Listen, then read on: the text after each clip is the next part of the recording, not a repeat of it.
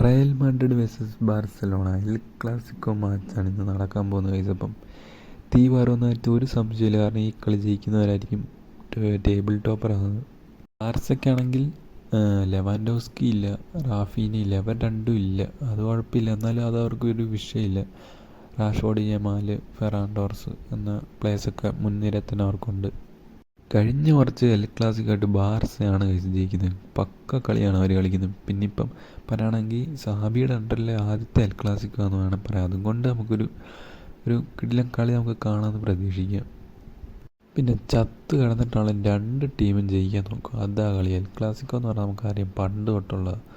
പിന്നെ പറയാനാണെങ്കിൽ Mbappe versus Yamal പിന്നെ എല്ലാ കളിയും എന്തെങ്കിലും പ്രത്യേക കളി ഉണ്ടെങ്കിൽ സ്റ്റോറി ഇടും, കാര്യങ്ങളൊക്കെ ഇടുന്ന യമാൽ സ്റ്റോറിയും കാര്യങ്ങളൊക്കെ ഇട്ടിട്ടുണ്ട് ഗൈസ്. അപ്പോൾ നിങ്ങളുടെ അഭിപ്രായങ്ങൾ എന്നാ വെച്ചാൽ കമൻറ്റ് ചെയ്യുക. അപ്പോൾ എന്താണെന്നൊന്നും പറയാൻ പറ്റത്തില്ല. Okay guys, by.